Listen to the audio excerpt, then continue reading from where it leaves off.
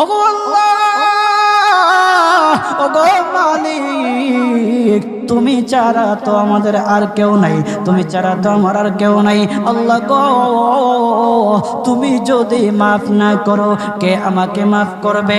তুমি যদি মাফ না করো কে আমাকে মাফ করবে? তুমি যদি আমাকে মাফ করো তাহলে তোমার কোনো দিকে কমবে না, তুমি যদি আমাকে মাফ না করো তোমার কোনো দিকে বাড়বে না। আল্লাহ গো, তুমি আমাকে মাফ করে দাও। সারাটা জীবন অন্যায় কাজ করেছি, সারাটা জীবন নাফরমানি করেছি, আমার কাছে কালেমার দাওয়াত কম আসে নাই, আমার কাছে কালেমার দাওয়াত কম আসে নাই, আমাকে লোকেরা কম বোঝায় নাই। ওগো আল্লাহ, তুমি আমাকে মাফ করে দাও। মাফ না করলে কোথায় যাব, কার কাছে যাব? বাবা যখন মারে তখন মার কাছে আশ্রয় নেওয়া যায়, মা যখন প্রহার করে তখন বাবার কাছে আশ্রয় নেওয়া যায়, বাবা মা যখন প্রহার করে তখন দুনিয়ার কারো না কারো কাছে আশ্রয় নেওয়া যায়। ওগো আল্লাহ, ওগো মালিক, তুমি যদি আমাকে মারো, তুমি যদি আমাকে আযাব দাও, ওগো আল্লাহ, কার কাছে যাব, কার কাছে গিয়া মাফ চাইবো? ওগো আল্লাহ, মেহেরবানি করে মাফ করে দাও। এইরকম কান্না করতেছে, কান্না করতেছে, চোখের পানি তার এমন ভাবে পড়তেছে, দাড়ি ভিজতেছে, দাড়ি ভিজে জমিনের মধ্যে চোখের পানি পড়তেছে, কান্না করতেছে। বান্দাটা কান্না করতে করতে করতে করতে আমার আল্লাহর কাছে এমন গ্রহণযোগ্যতা অর্জন করেছে, মহান আল্লাহ রাব্বুল আলামিন তার ডাকে সাড়া দিয়া তার জিন্দেগির সব গুনাহ মাফ করে দিয়েছেন। হযরত মূসা আলাইহিস সালাতু ওয়াস সালামের যুগের ঘটনা। একজন বড় পাপিষ্ট ছিল, জীবনে এমন কোনো গুনাহ নাই যে গুনাহ সে করে নাই। তার গুনার প্রতি অতিষ্ঠ হইয়া, মানুষ তার গুনার প্রতি অতিষ্ঠ হইয়া গ্রামের লোকেরা তাকে হাত পা বেঁধে জঙ্গলের মধ্যে ফেলে দিয়ে আসে। জঙ্গলের মধ্যে থাকতে থাকে, কিছুদিন থাকার পর মালাকুল মউত যখন তার সামনে এসে উপস্থিত, এর আগ মুহূর্তে সে বান্দা আল্লাহর কাছে ডেকে ডেকে বলতেছে, ওগো মালিক, তুমি ছাড়া তো আমাদের আর কেউ নাই, তুমি ছাড়া তো আমার আর কেউ নাই। আল্লাহ গো, তুমি যদি মাফ না করো কে আমাকে মাফ করবে? তুমি যদি মাফ না করো কে আমাকে মাফ করবে? তুমি যদি আমাকে মাফ করো তাহলে তোমার কোনো দিকে কমবে না, তুমি যদি আমাকে মাফ না করো তোমার কোনো দিকে বাড়বে না। আল্লাহ গো, তুমি আমাকে মাফ করে দাও। সারাটা জীবন অন্যায় কাজ করেছি, সারাটা জীবন নাফরমানি করেছি, আমার কাছে কালেমার দাওয়াত কম আসে নাই, আমার কাছে কালেমার দাওয়াত কম আসে নাই, আমাকে লোকেরা কম বোঝায় নাই। ওগো আল্লাহ, তুমি আমাকে মাফ করে দাও। মাফ না করলে কোথায় যাব, কার কাছে যাব? বাবা যখন মারে তখন মার কাছে আশ্রয় নেওয়া যায়, মা যখন প্রহার করে তখন বাবার কাছে আশ্রয় নেওয়া যায়, বাবা মা যখন প্রহার করে তখন দুনিয়ার কারো না কারো কাছে আশ্রয় নেওয়া যায়। ওগো আল্লাহ, ওগো মালিক, তুমি যদি আমাকে মারো, তুমি যদি আমাকে আযাব দাও, ওগো আল্লাহ, কার কাছে যাব, কার কাছে গিয়া মাফ চাইবো? ওগো আল্লাহ, মেহেরবানি করে মাফ করে দাও। এইরকম কান্না করতেছে, কান্না করতেছে, চোখের পানি তার এমন ভাবে পড়তেছে, দাড়ি ভিজতেছে, দাড়ি ভিজে জমিনের মধ্যে চোখের পানি পড়তেছে, কান্না করতেছে।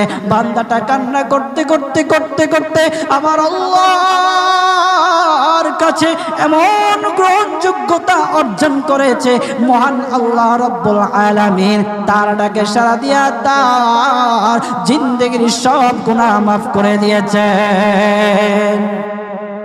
ওই বান্দাটা তাওবা করতে করতে করতে করতে হঠাৎ ইন্তেকাল করে।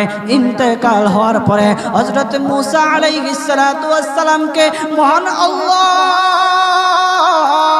বলে দিতেছে পয়গম্বর মূসা, ও দুস্থ দেখো অমুক জঙ্গলে আমার একটা পাগলা আশেক, আমার পাগলা একটা আশেক মারা গেছে, ওই আশেকটার জানাজা তুমি পড়াও, দাফন কাফনের ব্যবস্থা করো। ও মূসা আর তুমি একটা ঘোষণা দিয়ে বলে দাও, একটা ঘোষণা দিয়ে দাও মূসা রে, ও মূসা তুমি ঘোষণা দিয়ে বলে দাও যে আমার এই বান্দার জানাজার নামাজ অংশগ্রহণ করবে, মহান আল্লাহ তার জীবনের সব গুনাহ মাফ করে দিবে। আল্লাহু আকবার। আরো জোরে বলেন না আল্লাহু আকবার, আরো জোরে বলেন আল্লাহু আকবার। হাত উঠায়া বলেন আল্লাহু আকবার, আল্লাহু আকবার। মুসলমান বাবাজি গভীর মনোযোগ। হযরতে মূসা আলাইহিস সালাতু ওয়াস সালাম একটা পাহাড়ের উপরে উঠলেন। পাহাড়ের উপরে ওঠার পর তখন ডেকে ডেকে বলতেছে, ও উম্মতেরা রে, আমার উম্মতেরা শুনো, আল্লাহ রব্বুল আলামিন একটা সুসংবাদ দিয়ে দিছে। আমার আল্লাহ রব্বুল আলামিনের একটা আশেক একটা ওই অমুক জঙ্গলের মধ্যে মারা গেছে, ওই পাগলা আশেকের জানাজার নামাজ অংশগ্রহণ করো। যদি জানাজার নামাজ পড়ো তখন আমার আল্লাহ তোমাদের জীবনের সব গুনাহগুলি মাফ করে দিবে।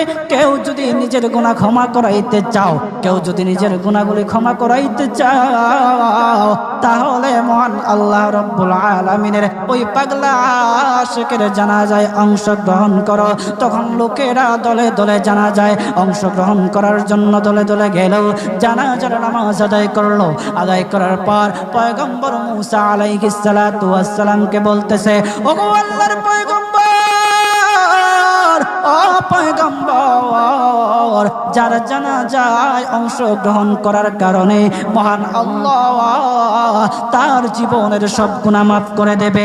এমন মহা ব্যক্তি, তো এই মহান ব্যক্তিটাকে তো একটা নজরে দেখা দরকার, অবশ্যই দেখা দরকার, আমাদেরকে সেই ব্যক্তিটাকে দেখান। তখন মূসা আলাইহিস সালাতু ওয়াস সালাম বলতেছে, ঠিক আছে তোমাদেরকে দেখানো হবে। তখন যখন দেখাতে গেলেন, দেখানোর সাথে সাথে লোকেরা বলল, পয়গম্বর আপনি কি বলেন, এই লোকটাকে তো আমরা ভালো করে চিনি, ওই লোকটা বড় পাপিষ্ঠ ছিল, বড় অন্যায়কারী ছিল, বড় জুলুমকারী ছিল। ওগো পয়গম্বর, সমাজে এমন কোনো গুনাহ নাই যে সে করে নাই, সমাজে সব গুনাহ করেছে, সমস্ত গুনার সাথে সে জড়িত ছিল, সে জড়িত ছিল। তার গুনার কারণে আমরা অতিষ্ঠ হইয়া তার হাত পা বেঁধে আমরা তাকে জঙ্গলের মধ্যে ফেলে দিয়ে আসি। এই পাপিষ্ঠ বান্দা আল্লাহ তাআলার বড় আশিক হতে পারে কিভাবে, আল্লাহ তাআলার প্যারা হতে পারে কিভাবে? পয়গম্বর মূসা আলাইহিস সালাতু ওয়াস সালাম আল্লাহর কাছে ডেকে ডেকে বললেন, আল্লাহ লোকেরা কি বলতেছে, তুমি কি বলো? ওগো আল্লাহ, এর সমাধান কি? এর সমাধান কি? সমাধানটা তো তুমি দিয়ে দাও। আল্লাহ রব্বুল আলামিন পয়গম্বর মূসা আলাইহিস সালাতু ওয়াস সালামকে সমাধান দিয়েছে। বলতেছে, ও মূসা দুষ্ট রে, ও দুষ্ট, তারা যা কথা বলেছে, লোকেরা যে কথা বলেছে সত্য বলেছে, আমি আল্লাহ যা বলেছি তাও সত্য বলেছি। ও পয়গম্বর মূসা, তারা যা বলেছে সত্য বলেছে। ওই বান্দা বড় পাপিষ্ঠ ছিল, ওই বান্দা বড় অন্যায়কারী ছিল, কিন্তু শেষ বয়সে আইসা তার হাত পা যখন বেঁধে, যখন লোকেরা জঙ্গলের মধ্যে ফেলে দিয়ে আসলো, তখন সে আমার কাছে এমন ভাবে কান্নাকাটি করা শুরু করে দিয়েছে, এমন ভাবে তওবা করা শুরু করে দিয়েছে। আমি আল্লাহ তাআলার এত দয়া, আমি আল্লাহ তার ডাকে সাড়া না দিয়ে পারলাম না, তার ডাকে সাড়া দিয়ে দিলাম। ও মূসা, সে তাওবা করার সময় যদি সবার জন্য সে তাওবা করত, যতজন লোকরা বেঁচে আছে, যতজন উম্মতেরা আছে, যতজন লোকেরা আছে, সমস্ত লোকদের জন্য যদি সে আমার কাছে তাওবা করত, আমি আল্লাহ তার তাওবা মুহূর্তের মধ্যে কবুল করে সমস্ত বান্দাদেরকে মাফ করে দিতাম। সুবহানাল্লাহ, জুড়ে বলেন লিল্লাহি তাকবীর, নারে তাকবীর। কত দয়ার আল্লাহ!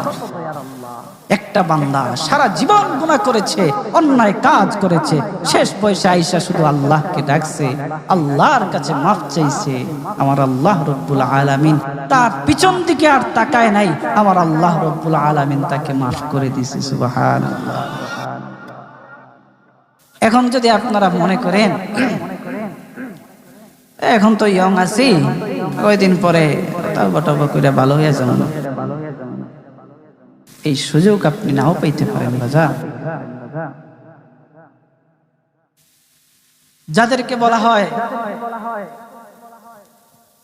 যে কিছু লোক আছে আমাদের সমাজে, যদি ওদেরকে বলা হয় যে ভাই দাড়িটা একটু রাখেন না, নামাজটা একটু পড়েন না, একটু বয়স হোক, পোলা মাইয়া বড় হোক, দাড়ি রাইখা দিন, আছে না এরকম? আপনি কি বিশ্বাস করেন আপনার পোলা মাইয়া বড় হইব? সেই সুযোগ আপনি পাবেন? কতটুকু গ্যারান্টি আছে বলেন?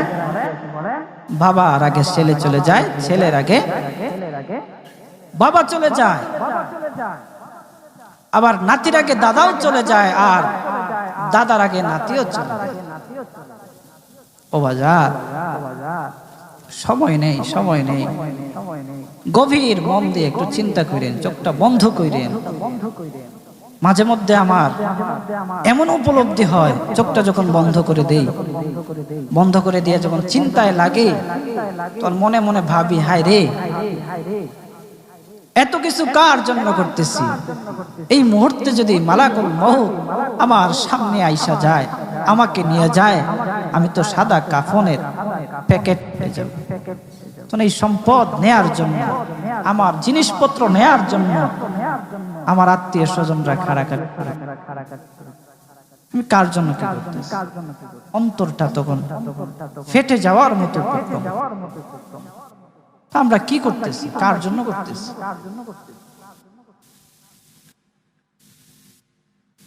আজকে মরে গেলে আপনার সন্তান কালকে আপনাকে স্মরণ করবে কিনা সন্দেহ আছে। কিছু কিছু ঘটনা এমনও ঘটে যে বাবা মারা গেছে, সেই সন্তানেরা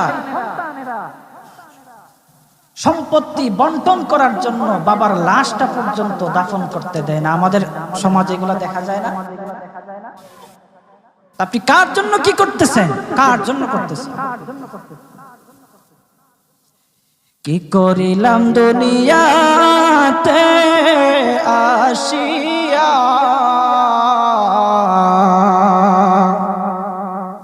দেখো রে মন চিন্তা করে বসিয়া। বসে বসে চিন্তা করে কি করলাম দুনিয়া, কি করলাম? ও বাজান, এই জন্য আল্লাহ রব্বুল আলামিনের কাছে মাফ চান, তাওবা করেন। আল্লাহ রব্বুল আলামিন আপনার ডাকে সাড়া দিবে, আপনার তাওবা আল্লাহ রব্বুল আলামিন কবুল করবে। বান্দা